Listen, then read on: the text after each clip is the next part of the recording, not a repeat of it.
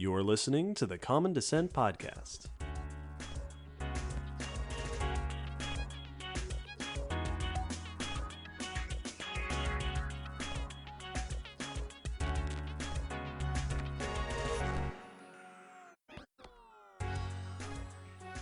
Hello, Travis. Hello, David. Hello, Will. Hello, Travis. Hello, Will. Hello, David. Hello, everybody, and welcome to the Common Descent Podcast. This is a special series called Spotlight 2024, taking place across the year of 2024, where we are sitting down with some of our fellow paleontology podcasters and science communicators to talk about science communication.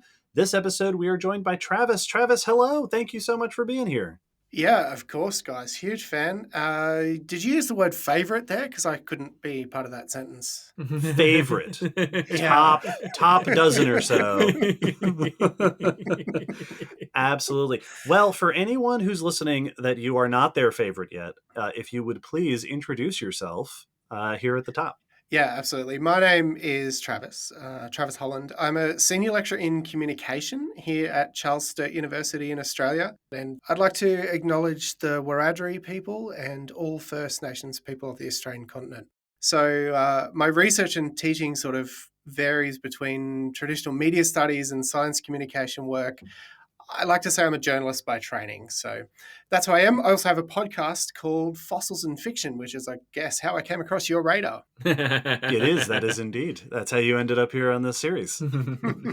And please explain. So if any of our listeners are inclined after this discussion to go check out your podcast, which they totally should, what can they expect from Fossils and Fiction? Yeah, so what I've really found with my work is I've always incorporated sciences, various types of sciences into the work that I've been doing, even when it's been about something else entirely. So I was looking at my PhD thesis, which was about like local government politics of all things. And I used these geologic metaphors and literal descriptions of the geology and environment of the areas as the first thing I wrote about before I got into the politics of it. So I've always used sciences in that way. And so as I've been doing this media studies communication work, I kind of went, okay, let's make that science communication. And being a dinosaur kid, I thought, what better than to do dinosaurs, right? And Jurassic Park and Jurassic World were huge for me. I'm a child of the 80s. So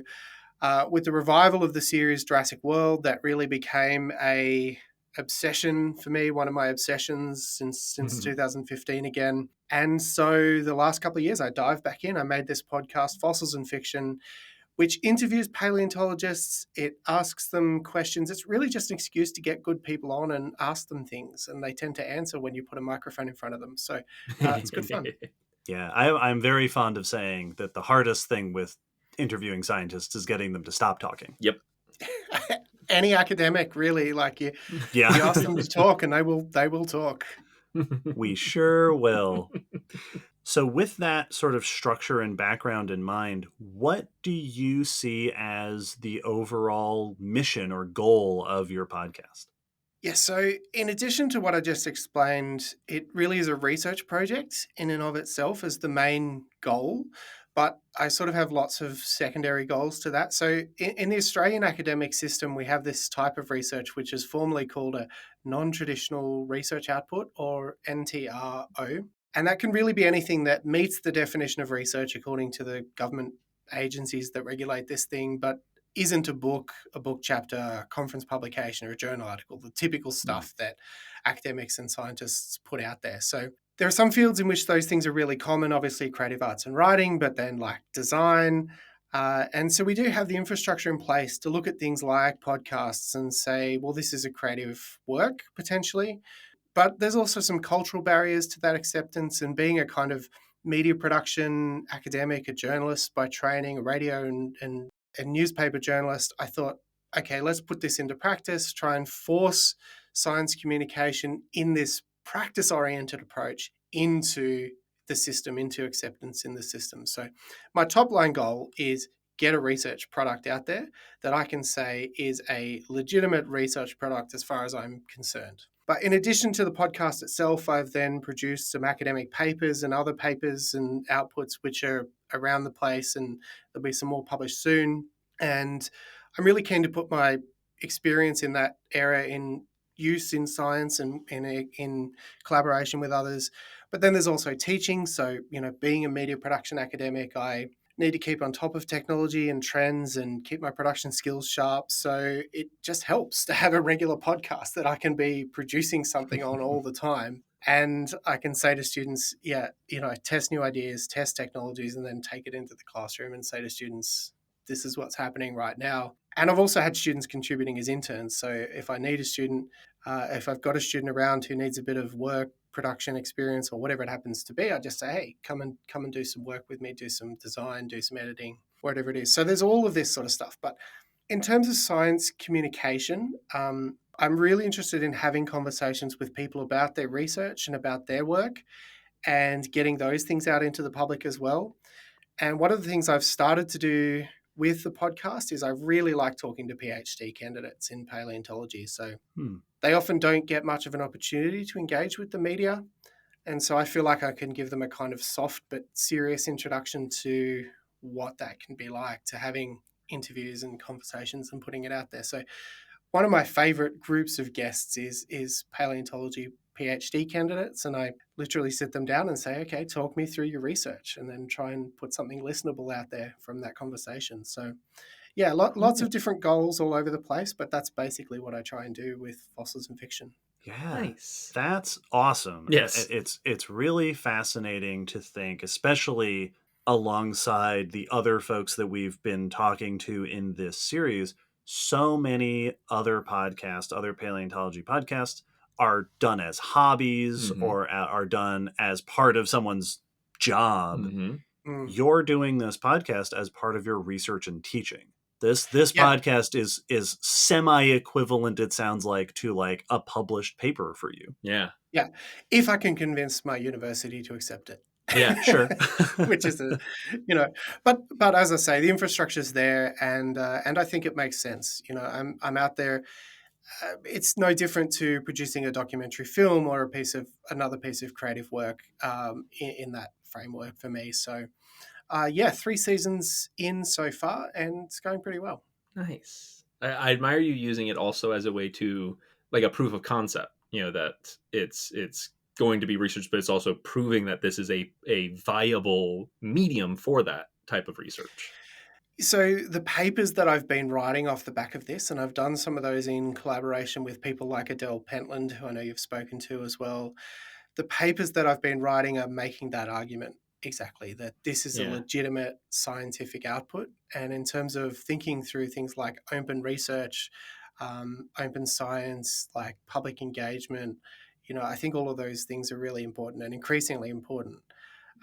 That said, we also don't need every single scientist to be off running their own podcast. Like, that's just not going to work. It's just going to blog up the infosphere. So there's also conversations to be had around how do you edit and put these things out in a valuable way as well. Yeah, very neat. Yeah. Another thing that really stands out to me is that your emphasis on other people as the focus of those episodes.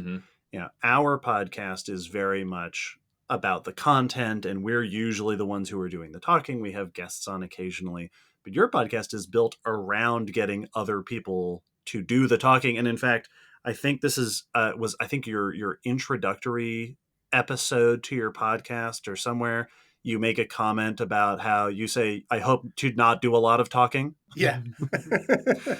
Which I thought was a very funny way to frame the interviewing format. What stands out to you as valuable about that format of podcast?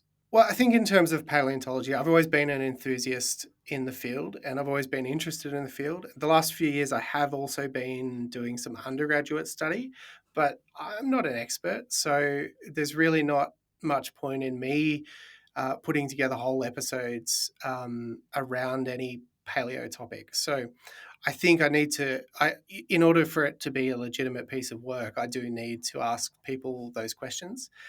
And as I said, I've used it as a springboard to get people like Adele on, like Tom Jurassic's another sort of regular collaborator of mine. And this is where the Fossils and Fiction thing comes in, as a lot of Jurassic Park and other film media stuff mixed in there as well. But to to bring those people in and ask them really interesting questions, and then build this little community around, and connections with people that I could work with in the future, maybe, but also maybe not. Maybe I've just given them a platform to, get their work out there, which I'm really happy to do as a communicator. I don't need to be communicating necessarily about what I'm doing, although that's what I'm doing here with you guys. But Mm-hmm. I don't need to be doing that on my own podcast. My job is to produce and talk to other people, as far as I see it. Gotcha. Yeah. And you mentioned Jurassic Park comes up a lot, and this is already, it has come up a couple times in this conversation, as it so often inevitably does in discussions about paleontology. Yeah. I also know that one of the ways that I've seen or heard you describe the goal of this podcast is linking the scientific and cultural understanding of paleontology or of dinosaurs. I would love for you to dive into that concept. What is that? What do you Yeah. mean by linking those two understandings? So when I was putting the podcast proposal together, when I was thinking through what it would entail, it was obvious to me that coming from the media studies perspective, even as someone interested in science, I couldn't ignore the cultural products, the media, the film, the things that people really grab onto. I'm also very intrigued about the way that those products, not just Jurassic Park, but there's a whole bunch in paleo, the way that those things convey understandings and get information out into the public. Sometimes they spark an interest that somebody literally turns into a career. They often are launching points for debates about accuracy, those kind of inane debates, which I think are beside the point quite often about how this is represented or how that's represented. But they allow the information to be transferred into the public in a way that other scientific outputs might not do, or scientific outputs in general might not do, including podcasts. And so film and things just have this way of breaking through to the public, of putting information out there that I think is probably underappreciated in science communication in general. And so if I can bring anything to that field, that's one aspect to it. But as I was looking into it and thinking through it, I realized, and this is obvious to anyone who's in and around paleontology, that it is a science which has had art and artwork and artists embedded from the very foundation, from the basis of the field, which is quite unlike a lot of science.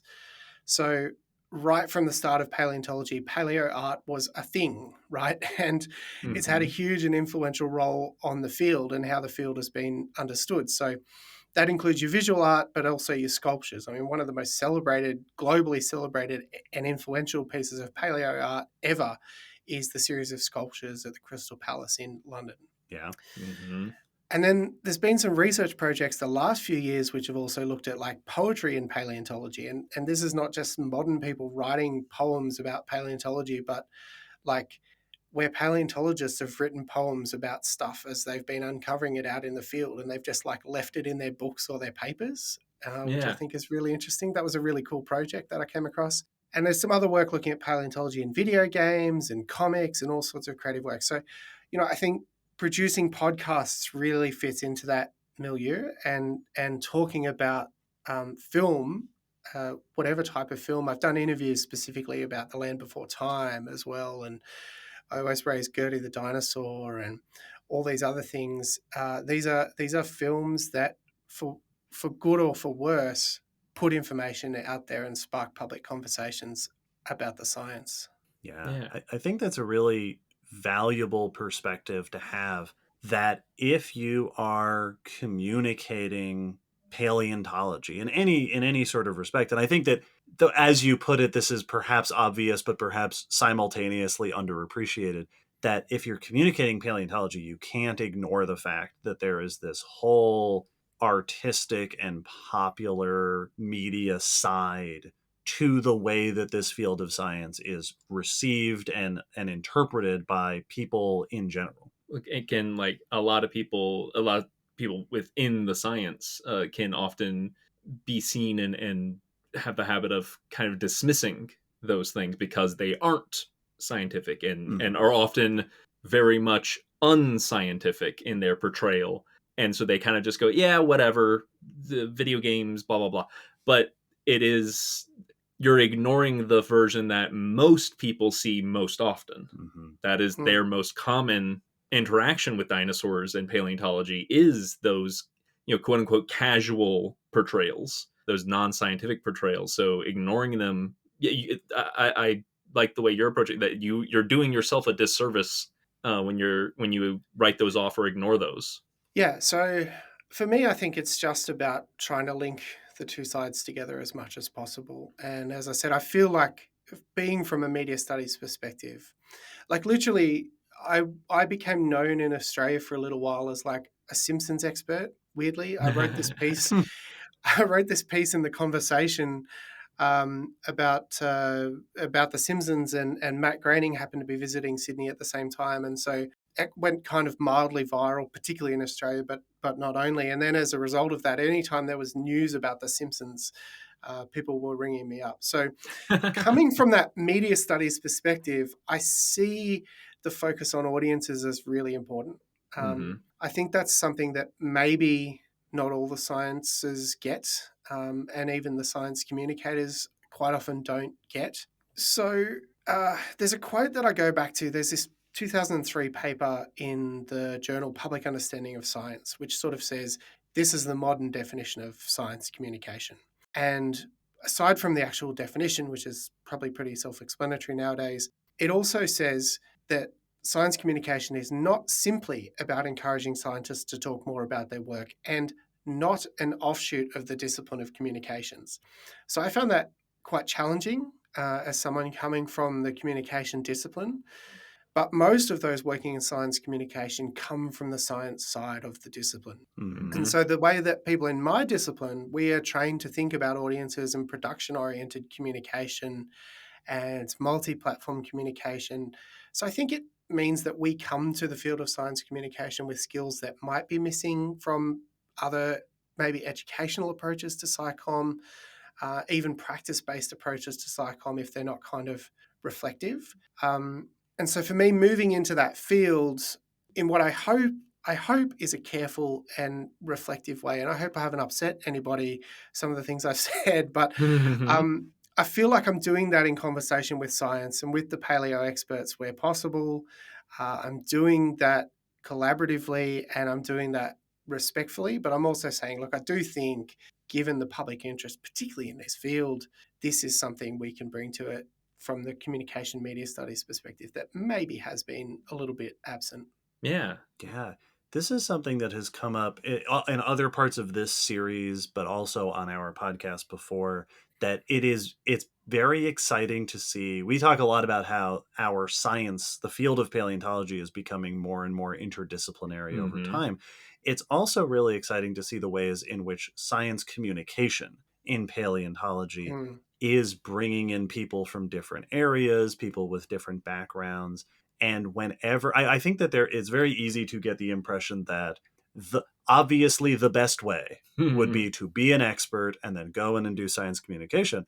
But as a person who started as an expert in the field and then went into doing journalism and then went into podcasting, you learn a lot that you were wrong about. Yeah.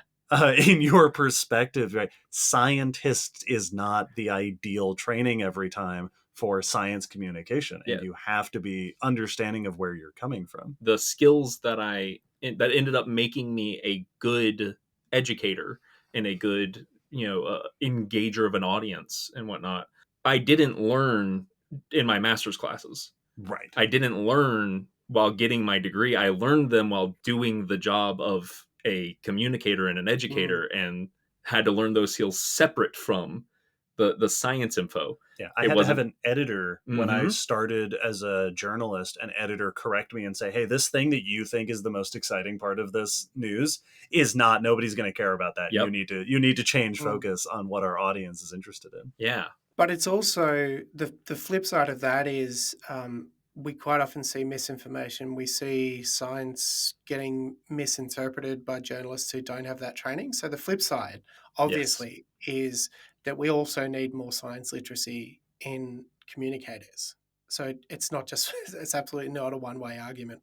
Yeah, one Oh, and sure. that's always been one of the biggest things that stands out to me about the distinction between education and being an expert on the topic is that very often there is a disconnect in either side fully understanding what it takes to do the other job. That you often have people communicating that don't fully understand what the experts are doing or trying to say, and experts who do not fully appreciate what it takes to Mm, be a good communicator. That lots of people come into it thinking if you have the knowledge, then of course you'll be able to explain it in a way that an audience will want to hear, and then go and give an utterly dull or boring presentation because they don't actually know how to be an engaging communicator. So that there's definitely a block there between both sides understanding each other. yeah. I've been working in universities for 10 years now, and although it's all been in Australia, I try to watch what's happening overseas. Mm-hmm. One thing I've seen in the Australian system that is concerning for me is that most degree programs sort of only include subjects within their broad discipline areas now. And so you don't get really what I would call cross-disciplinary. You might get geologists doing zoology or vice versa, but that's not kind of cross-disciplinary in the sense that I would think about it. Mm-hmm. Mhm. And so even when science communications offer communication or media specific training and subjects, you won't find communication students sitting in that same space with them and collaborating and working together, and vice versa for that matter. So in communication in my field, we will talk a lot about how special topics like science are covered. And we might have specific things on how, specific modules on how to cover science or how to cover politics. We struggle to get the scientists in the room for exactly the same reason. The students just aren't sitting there with that mindset. So there are very few formal courses in science communication.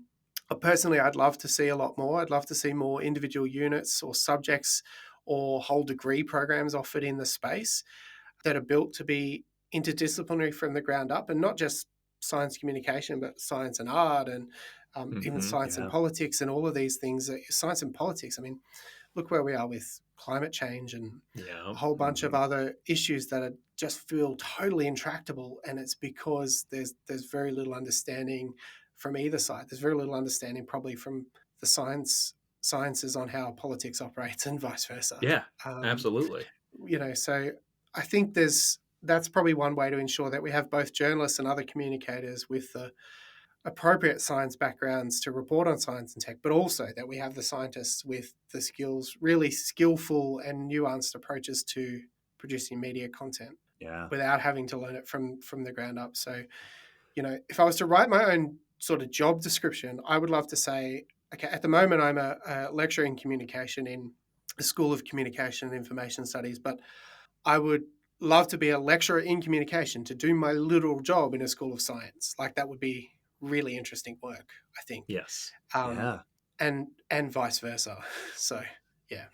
I think it is very telling how many, if you listen through this whole series of interviews, how many of the people that we talk to who are doing paleontology podcasts are people who are scientists who wanted there to be something like this Yeah. and then had Mm-hmm. to make it because it didn't exist and that isn't something that they're doing as part of a degree program or as part of their education. It's something, and we are included in that. Mm-hmm. It's something that we often have to strike out on our own and do because it isn't part of that formal system. Yeah. I mean, I don't have much more to say about that. I've said a lot. So, but yeah, you're absolutely right. Oh, sure. Yeah. Well, and I would love to sort of come off of that and talk a bit more. I am fascinated, and I'm sure a lot of our listeners are fascinated at the idea of we talk on our podcast all the time about what research in science looks like. You are Mhm. doing research in science communication. What does SciComm research look like? Interestingly, to me, SciComm research is not very different to usual media studies research, right? So, in media studies, we quite often take the media product as the thing that we're researching, just in the same way you might pick up a fossil and that's the thing you're drawing data from. And so we analyze, a series of media products, and that's kind of one of the things I've been doing. So the paper I'm expecting to have out soon, I've called a extended mixed methods approach, and it combines my reflective experience doing the podcast with insights from people I interviewed on my podcast. And then I also did another analysis of 24 paleo podcasts, and they showed some really interesting things. But I approached those podcasts as if they were sort of independent media objects, and then just analyzed them as a group. So I looked at everything from like the logos and the design choices to the titles and who the hosts were, and things that, again, perhaps had been considered at an individual level, but at a field level hadn't really been thought about, maybe, or Yeah. nobody had really put together in any sort of systematic way. Like, for example, of the 24 podcasts, like 11 of them had fossils on their logos, 8 had dinosaurs, and then there were a few humans. The words paleo and dinosaur came up a lot, as well as Jurassic, which is kind of a sampling bias thing. But and most of the hosts were scientists, right? Now, that's an interesting finding to say, okay, in paleo podcasting, most of the hosts are still scientists. Then there's a few which are kind of science enthusiasts or communicators, like Garrett and Sabrina from I Know Dino. And every now and then you get a kind of mixed team like Dave Hone and Izzy Lawrence on their podcast. So yeah, looking at that systematically is the kind of work we do in media studies. In my Simpsons research, like I literally sat down and count the occurrence of what I called national symbols in the first 10 seasons of The Simpsons, right? So I watched 10 seasons of the show and did what we call a content analysis, which is how many times does this thing occur? And in retrospect, now doing some undergrad study in paleontology, it's not all that different from doing like a phylogenetic analysis of the little characteristics of this bone or whatever it happens to be. So yeah, that's exactly what I was just thinking. Is you're looking for the trends that might not have been noticed just because no one's looked at it all together at the same time to go, well, actually, all of these that have this feature also have this, and all of these that have this feature also have this, and isn't that interesting? Well, and I'm also struck by the fact that you're looking at, in an analytical way, a lot of the stuff that we in this series of interviews are looking at and discussing in a very casual way. It's been very interesting for us to get to sit down with a lot of these other podcasters and say, hey, in your podcast, you do this. And that's different from our podcast, or that's the same from the way we do this podcast. And coming at it from just, oh, that's an interesting difference, or how does that feel versus this other alternative? And you're looking at that exact same sort of thing, but from a very analytical, like, here are the numbers, here are the trends. Those differences aren't just curiosities. They're not just about personal preference. There is actually potentially pattern to be seen here. I guess, and like any scientific question, it comes from, that's interesting, right? Yeah. Like, why is that happening? Let's see if I can figure out what that's about. Yeah. Yeah. Is there a consistent cause and effect or actual relationship between the features that might give us more insights into it? And then the next step of that, which is kind of classical media studies, is saying, well, what does the audience understand from that? Which is much harder to measure. You almost sometimes need population level measurements, but the most straightforward thing is run a survey of somebody's audience and say, what do you think about this? Why do you listen? What do you get from this? Those kinds of things are pretty basic in the way we sort of do communication research generally. Yeah. Cool. So you, in your research on The Simpsons, you had to, I'm sure this was a twist your arm sort of thing, sit down and watch 10 seasons of The Simpsons. I know, what a chore. Do you find yourself also just listening to a bunch of these other podcasts as part of that research? Do you sort of sit down and immerse yourself in that? Or are you looking more from the sort of the top level, here's sort of the structure of it? I listen to a lot of the podcasts as it is. So I've listened to yourselves for a few years, and to I Know Dino, and to Adele Pentland's podcast, and Dave and Izzy, and a bunch of those sort of podcasts as well. I'm a huge podcast listener, and in many ways, one thing that I've done with my career is I've kind of gone, I could do stuff that's just like out there that's trendy that the institution wants me to do, but I'm going to do stuff that I'm interested in. And so that's kind of why I went with let's look at paleontology. And also I did some space studies work for a while and looked at Nice. the role of television in the moon in human spaceflight. So that was kind of a lot of fun as well. That's cool. That's really cool.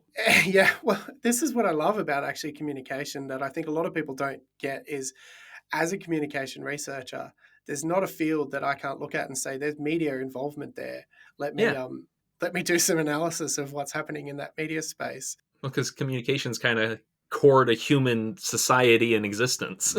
Look, I always say that. I used to be the program director here for our undergraduate program, and I would stand up in front of our undergraduates as they came in the room and I said, you will get people not understanding why you're doing this, but if humans didn't communicate, we wouldn't be humanity. We wouldn't have the civilization that we have. Like, communication is actually fundamental, perhaps more than a single other thing, in my view, to why humans are who we are, what we do. Yeah. In many ways. And you can roll cooperation into that as well. But so that was something I always used to put in front of my students and say, this is actually a really foundational thing in an influential thing in culture and society. So it's absolutely worth studying and paying attention to. But we get lumped in over here with humanities and kind of get laughed at, right? Often. Mm-hmm. And that's, why we get misinformation running rampant. Yeah. Well, and I it's one of those where because it's so common and all encompassing, I'm sure for a lot of people it's like, oh, you just talk. Like, just Right. Yeah. Isn't that like just everyone talks. what is there to study? You just talk, right? And it's like, well, yes and no. There's a lot more to it than that. And then there's spin-offs, like there's linguistics and, there's all these other things as well. So, which I nerd out for, but I kind of couldn't tell you the basics of either. So, oh, yeah. Yeah, all these fields are really interesting. And when the more you work cross-disciplinary and interdisciplinary, the more you see these connections that you perhaps never expected to be there. Yeah. Well, and we were talking just a little bit earlier, and this has come up in other episodes of this series, talking with other podcasters, the notion of paleontology specifically having this sort of massive component that is its place in pop culture and media. It is a science with a fan base, which feels distinct. And I bring this up. I'm coming back around to this specifically because I'm curious to get your perspective on this as someone coming at this from that media and communications perspective. That from my perhaps very biased perspective, being a paleontologist, this seems like a science that deals with popularity and common perception more than most sciences. And it raises, and if this is true, it raises that question of what is it about paleontology that makes it so well suited to media representation and movies, pop culture, and all of that stuff. Yeah, that's the $1 million question, isn't it? Well, it's over $1 billion question, I think, as of 2015. Yeah, well, the average Jurassic Park film has all made $1 billion each. So it's a $1 billion franchise. So it literally, I think there's a whole bunch of answers to that. The human psyche has this kind of simultaneous fascination and terror with big things that can eat you, right? Yeah. The kind of predator instinct, and I think that's probably fairly well understood. So but I think that's one thing that's driving a lot of this cultural fascination with dinosaurs in particular, but we also see it with other animals that are kind of seen to be prehistoric in some ways, like sharks and crocodiles. Here in Australia, we have a lot of talk about crocodiles and sharks.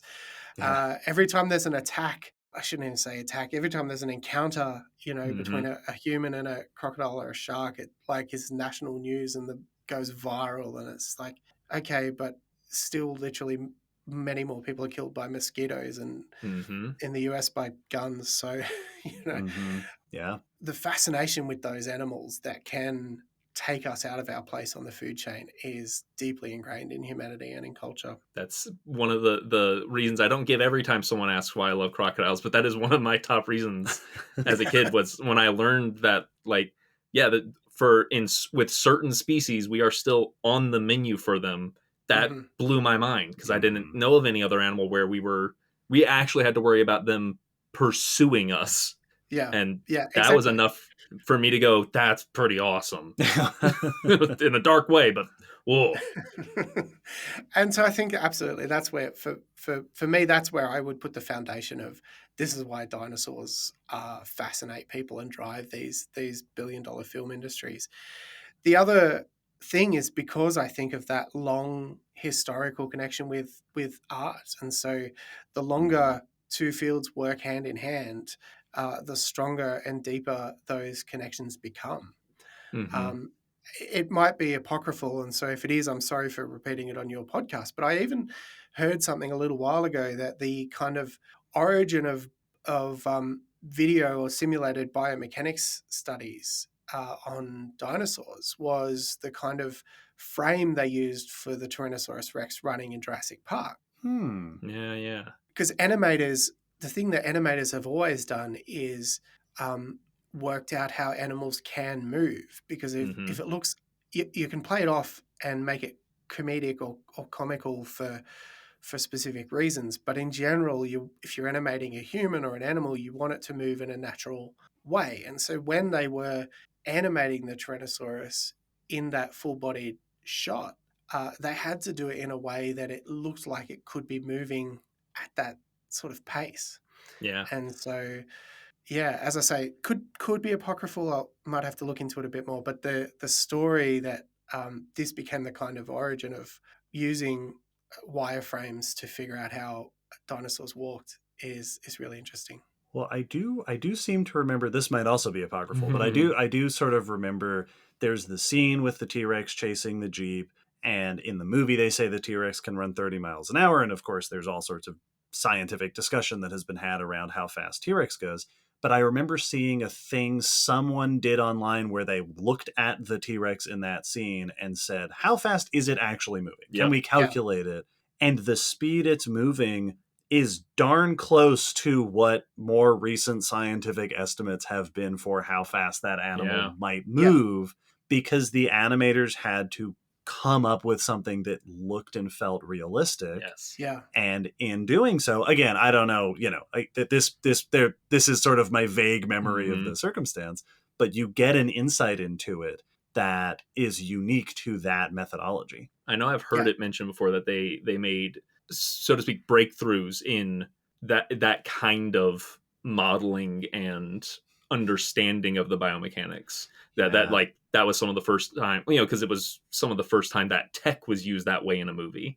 And so it was the first time that was used on those organisms. There's a kind of recency bias there, when this is a breakthrough, you suddenly everyone goes, oh, we can do this now. Let's see how this works. Yeah, exactly. Well, and I do like that you made the point about that close relationship between this science and art. And I think the fact that so many breakthroughs in animation in the history of movies, whether it's stop motion or it's CGI, have involved dinosaur movies. Yep. And some of the dinosaurs have been in film for about as long as there have been films. Dinosaurs have always been tightly connected to pop culture and media. And it's in large part, I assume, just because you can't actually go see the organisms. You have to invent new stuff. You have to imagine it. So it has always had to be connected with that art, because they're gone. So you can't go see them in a zoo or go catch one. You have to create the image. Yeah, no amount of creative editing is going to make it look like that T-Rex is chasing the Jeep. It has to be created. Whereas you could do that with a lion or whatever it happens to be. Exactly, yes. Yeah. So just to close it off, I think that long history of connection between the science and the art is one of the reasons that it still drives this pop culture industry today, as well as that deep cultural understanding and fascination with horror, basically the horror of something that can eat you. These monsters, quote unquote, that actually existed, that are as impressive as anything from a Greek myth, but genuinely walked the planet at one time. Yeah. I think it probably also helps that these are things that you can physically collect. Yeah. Which is Mhm. another thing humans like to do, Mhm. that you get to combine all of that fascination with the fact that, yeah, you could go out into the Badlands or your backyard or whatever and get some for yourself. Mhm. Yeah, I mean why Pokemon works so well. People love collecting stuff, right? So Yeah. I've started to get into Absolutely. birding recently for exactly the same reason. And they say birding's the Pokemon for grown-ups. It's Yep. go out. How many can you see? Collect and take photos of. I've heard dinosaurs referred to as, people ask, why do kids like dinosaurs so much? And I've heard it from multiple sources referred to as a lot of kids' first experience with lore. Mhm. Mhm. With a deep lore. There's a bunch of names to learn. There's a history here. There's a There's a story to it. You get to dive into it the same way that we enjoy diving into Pokemon or the Jurassic Park franchise or Lord of the Rings Yeah. and those things that have just a glut of information that you can really sink your teeth into. Another kind of offshoot of media studies is fan studies, and that specifically looks at fandoms and how people get obsessed with things. Yeah. And one of the theories that floats around there is that fandoms really work precisely because of that like mastery aspect of it. That Yeah. as a fandom, you can get into this kind of in group if you collect more of these little arcane facts and lore about things, and that the challenge and the puzzle of putting things together and putting pieces of clues and lore and whatever together kind of drives fandoms to build their own little tribes, their own little Yeah. communities. Yeah, so I think that's absolutely a legitimate way of thinking about why is this field popular. Is jumping back into kind of the 60s, right? Dinosaurs were really popular in the first half of last century, and then they kind of died off a little bit. And one of the reasons as a science, it kind of became less sexy was the ascendancy of space science. And Mhm. this is one of my other kind of science obsessions is space science. And the ascendancy of space science and the space race and everything else drove this kind of high-tech interest, and people were interested in that. And it wasn't until the 90s, and I won't say the cursed words, but it wasn't until the 90s when paleontology came back into the into the public interest, right as the space era kind of dipped again, right after the moon landings ceased. And so the connection even between those fields is really interesting to think about, and the way they have kind of ebbed and flowed in culture. But the point I was actually going to make is you can't collect space facts in the same way. I mean, how are you going to come up with all these, like, you're going to start remembering the arcane names of all the exoplanets that have been discovered out there by the various telescopes? Like that doesn't happen in the same way. And the kind of tangible intangibility of paleontology is one of the things that holds it in culture. Yeah. No, and I like your comparison with mastery, because that immediately elicited the idea of when both me as a little kid and experiencing it with like children at the museum, of when you learn a new dinosaur and you go, oh, I didn't know that existed. Now I have this new name to tell people about, and go, actually, And the largest one now is... Yes. And I know for me, just speaking very anecdotally, that's one of the things that got me really into it as a kid, is just that knowing about. When I was younger, I used to pride myself in how many scientific names I knew. Yes. Off the top of my head, it was just knowing a bunch of information about this thing. Mm-hmm. Along with memorizing Pokemon and learning the names of all the Thomas the Tank Engine characters by their number, like all that sort of fan knowledge. And they use that skill to memorize what episode you touched on a particular topic in. Exactly. Precisely. It's very funny because I don't always think about it a bunch. I was having a conversation with someone not too long ago where I was like, oh yeah, I did know the numbers and the names of all the Thomas the Tank Engine characters. This is a thing I've been doing forever. Yep. This is just a habit that I've been into ever since I was a tiny little kid. It is not at all surprising that I'm doing that still to this day with the podcast. Yeah. So I've got one question for you guys, and that is, when are you coming to Australia? We get this question a lot. Yep. Actually, we were saying this before. I don't know if our Australian listener base is vast, but they are vocal. Yes. And so we hear this a lot.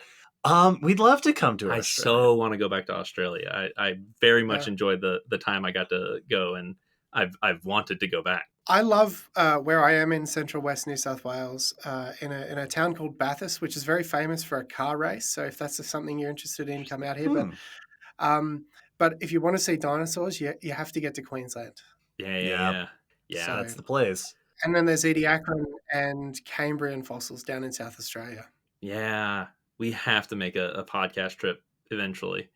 Every year we put it off, it becomes a bigger. Yeah, we're now at this point we're going to be there for 6 months. Yes, and we're going to have to talk to every Australian that there is. There's only 25 million of us. So it won't be. All right. Okay. That's not. We can manage it. I think we could. We'll do it in groups. We'll get a bunch of them together. Meet and greet, file through. Yeah. Can we line up all of the Australians like at the end of a little league game? Yeah. And we'll just high fives down the row. There's an episode of The Simpsons where Australians line up across the continent to spell out happy birthday to Monty Burns, and he couldn't even be bothered to turn his head to look. Listen, it's like a lot of those people died because they were standing in the middle of the desert. If Australians want to get together and just spell out the words "Hello, Will," Hello, and "Hello, Dave," we'll look. Yes, we will turn our heads. Yes, we will. Yeah. Unless there's like a crocodile. I'll see what we can do. Like that's true. Yeah, no. If there's a cool snake in the other direction, then I'm so sorry. There's plenty of cool snakes and crocodiles down here. Yeah, that has always been like ever since I was little, and people would ask like, "Where do you want to go?" or "What's your favorite place?" I'd be like, Australia, because they've got the best versions of all the animals that I'm interested in. Like best sharks, best spiders, best sharks, best spiders, best crocs, best snakes, best bird. Like, yep. It's just if you had orangutan, the cassowary is my favorite. I love it. It's a dinosaur, right? Like there's no two ways around it. Oh yeah. It's just, and they're pretty and cool. Yeah, they're awesome. So just love the wildlife. Now, Travis, I know that it's very interesting. It's funny. We end up find ourselves talking about this quite a bit. The challenge that comes with doing science communication for a global audience. You know, we both come from museum experience. We are very familiar with the science communication for the people who are right in front of you. The podcast is really the first time for either of us that we have ever been communicating to an audience that is literally all over the planet. And Australia comes up a bunch when we start to talk about that, because not only do we have a very vocal contingent of people in Australia who are fans of ours and who are very gracious and kind supporters, but we often find ourselves thinking of ways to connect with and appreciate people in different parts of the world. This comes up especially when we talk about things like our live streams. Yes. We do live streams every now and then for the podcast, and because we have to do them at times that are convenient for us over here in North America, it means that the people who get left out of the live stream experience more often than everybody else are the people in Australia. Yep. Very sadly. And so there is this extra bit of cultural mindfulness that has come with being a communicator with an audience that is so widely spread out. I was like, early on we had to learn to remind ourselves, and I think it was because someone asked us finally, because we'd be like, yeah, you know, in where we live, here are the common animals or whatnot, and people are like, yeah, what does that mean? Where are you? Yeah, where do you live? What does that mean? What does that mean where you live? And we're like, oh right, yeah, it's because not everyone who's listening to us is in Tennessee, so we need to actually explain what Tennessee means and what that information that gives you about this area of the US and whatnot. On a very basic level, even lining up this interview today, I suddenly thought, did you guys actually have the right time zone lined up? Because we're on daylight savings time, and I thought maybe you didn't realize that because it's not summer there, right? So you might have not just have thought daylight savings. But then also it goes the other way, because I went, oh yeah, Tennessee's on Central Time. And then I realized, no, the part of Tennessee that you're in is on Eastern Time. So. This exact thing has tripped up a specific Australian listener of ours. Mm-hmm. That exact thing came up not too long ago with one of our live streams. Yep. This was Serpentine. Shout out to Serpentine, who had that same exact, like, wait, what? I've got the time. Yeah, because our state straddles multiple time zones. That was why I missed my first Right. online therapist meeting, just because we both showed up and were like, you said this time. It's like, yes, I was there. It's like, where in Tennessee are you? Yep. And that's when I learned we span 2 time zones. I didn't know that until then. Yeah. Well, you know, being down here, I had no idea. We know very little about Tennessee, I have to say. But what's interesting about communicating between Australia and America and the UK, right? We I guess you can throw Canada and New Zealand into this. We're all kind of English speaking and roughly share the same cultural references. Mhm, That is, we all share the American cultural references for a start. But Sure. and then every now and then we have our own sort of local stuff. But quite often we talk about global communication. I'm actually teaching a subject called global communication this session. And I've been thinking about how do I get the students into this mindset? Because we say global communication and we go, okay, let's talk about the UK, talk about American, talk about, you know, just the other stuff, the other places that speak English, basically. And that's very easy to do. But then you've actually got to go, well, no, there's a whole bunch of other places that we're still excluding here. We haven't thought about Africa. We haven't thought about Asia, Russia, South America in any of those conversations at this point. So how do we match those people up? And then even within global communication, for me, you know, First Nations culture is really important here, and it's becoming an increasingly prominent part of our cultural life, notwithstanding certain political developments. But with First Nations culture, those peoples have their own identities and perspectives that don't rely on the Australian nation. So how do we incorporate that into understandings of what we think global is? Because just looking at a map of Australia doesn't do it, doesn't cut it there. Mhm. So that's also something I've been thinking about. I don't have any good answers. You know, the approach that I'm taking for my students is I'm showing films and documentaries in language, obviously with subtitles from Korea and China and Africa and India and various other places. But I don't have any good answers on how we overcome that kind of inbuilt cultural bias of saying, okay, this is the globe, but aside from that, these guys still all speak English, and most of them are probably white. Mm-hmm. Yeah. Yeah. That's even before we get to gender, right? Like I kind of went into my podcast thinking I'm going to aim for a gender split in guests, so to make sure I had at least rough gender split. Very quickly, I found I was defaulting back to asking a particular type of person on, you know, people that are basically similar to myself, and it's a hard thing to break out of. You can only do it if you think carefully and reflectively about how you approach these things. Paleontology is having that reckoning. I'm doing some work with a colleague on how we think about. There's this notion of scientific colonialism where wealthy nations go, or research teams from wealthy nations go into other nations and pick up their fossil heritage and take it home, right? Yeah. Everyone can bring to mind those examples. But I think within Australia, we also need to think about how that's playing out here, because and not to pick on them specifically, but like the Queensland Museum or the Australian Museum in Sydney go to the outback and pick up a fossil and take it back 800 Ks or 1,000 Ks from its embedded natural landscape, and the First Nations people from that region have a story about it, that's still scientific colonialism. How do we deal with that without expecting that we're going to have 100 natural history museums all over the country as well? Mm-hmm. And that happened from the start of paleontology here in Australia. There were, aside from the fact that it was always British scientists coming and taking the fossils, they were very specifically coming into places where First Nations people knew there were fossils, and First Nations people asked them not to go into those caves. And there's some caves nearby to me on the same on Wiradjuri country, and very specifically asked them not to go into those caves.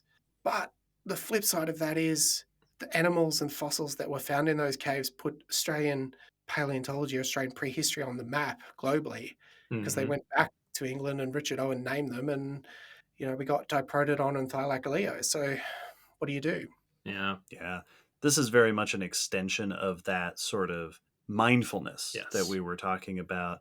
And it is a real challenge in science and in science communication, being aware of, in science, we talk so much about biases. Mm-hmm. And usually, often we're talking about biases in the data, biases in the methodology, but the biases in who does science and who talks about science and who has access to participate in science or listen to science, who can listen to a podcast, Yes. who speaks the language that we're speaking, who understands the words that we're using when we're talking about this stuff, and how do we, when communicating science, be mindful of the ways that even just the information that we're portraying is itself skewed Yes. heavily towards certain parts of the world or certain methods or certain groups of scientists or certain interpretations about that data. And I will echo, Travis, what you said. I also don't have an easy answer to how we make that work in a way that is perfectly accessible and as mindful as it could be. Well, and I think, and you mentioned how easy it is to fall into, accidentally playing to a trope or playing to a one demographic whilst forgetting or ignoring the other. That was definitely one of the most important, like the lessons that I'm still learning it, but initially had to have my eyes open to, is just how easy that is. That until you really step back and look, it's be quite easy to fall into the mindset of like, well, I'm doing my best, so surely I'm doing all right. It's like, you might be putting effort, but there's probably a bunch of things that you've just never had practice in considering. And then like we'll get a comment from a listener and they'll be like, hey, just so you know, the way you talked about this was leaning a little this way. Or that phrase, you may not know this, but that phrase you used, you've never had to think about it before, but that's a problematic thing to say. And then from there on out, you aim to try to keep that in mind, but there's a million of those that you could be accidentally stumbling upon and around. There's also examples that, like, something that's offensive in the US, for example, doesn't have the same cultural context here, and so you might see it.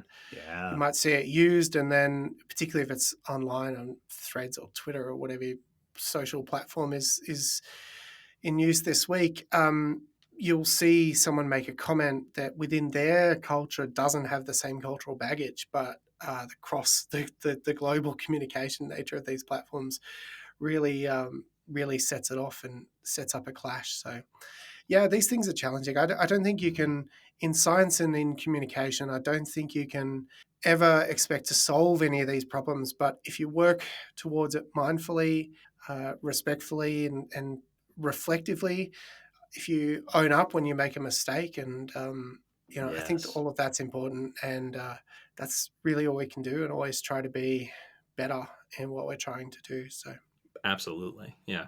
Always aim to be open to improvement, and I'd like you saying self-reflection. That's it. You just have to be as mindful as you can, and when you miss something, listen when you're told so. Yeah. Well, and it is one of the nice things about having a community within the science communication sphere that you're in. Travis, on your podcast, for example, you're talking to other people, inviting them on to give their perspectives. This series is an example of us talking to a bunch of people about their science communication. We have communication with our audience through Discord, through social media, which provides a lot of opportunities for people to provide feedback, let us know, simple things like if we said a thing wrong, we got a piece of information wrong, or we missed something important, or every now and then it is something like, hey, when you're talking about First Nations people or various communities, we have had people, Australian listeners, reach out to us and say, hey, here is the terminology to use when you are talking about certain communities. And right now I'm being very cautious because I don't remember what they all were. So I'm trying not to say the wrong terms. But that is a very helpful thing to be able to have. Yeah, absolutely. Travis, thank you so much for joining us for this discussion. This has been a great chat. Absolutely. I've really enjoyed it. You guys are fantastic.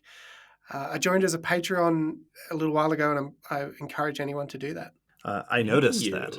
I saw when it happened. It did not escape my notice. It's like, oh, yes, we chose correctly to interview this person.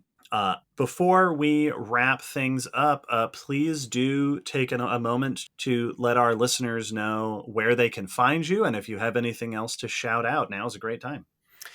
Yeah, if anybody wants to look up my podcast, it's just Fossils and Fiction. Fossilsfiction.co is the website address, and all the various socials link from there. I'd love people to have a listen. And also, I have a fairly standing open call for guests. If anyone feels like they have a story to tell, I'd love to hear it. Nice. Awesome. We will get a link to put down in the episode description as well, so people can follow it there. And people totally should absolutely check out Fossils and Fiction to hear various stories in the realm of paleontology. Thanks, guys. Also, listeners, as a reminder, this interview is part of a whole series, Spotlight 2024, of which there are several other episodes either already released or coming out soon. So keep your ears out and check out those other episodes if you haven't already. We've been having a whole lot of fun sitting down for conversations like this with our fellow science communicators. Travis, thanks again, and also best of luck with the podcast and with your ongoing research. It sounds like it's part of a really exciting series of projects. 100%. Yeah. There's the next thing I'm working on with a friend. I just sent the proposal yesterday. Is called the Digital Birder. So we're thinking about the digital infrastructure that's kind of sprung up around birding, the apps and the websites and the podcasts and things now. So, yeah. Nice. Very cool. And now that we have officially done a podcast collaboration and we are close personal pals, we assume that your couch is open to us when we eventually come down to Australia to visit. If you want to come and watch a race, then come on down. Fantastic. You heard it here, folks. We'll be down someday. Someday we will be down there and we'll say hi to all our Australian fans. And that's it for us. Let's get out of here. Thanks again, Travis. Bye, everybody. Bye. Bye.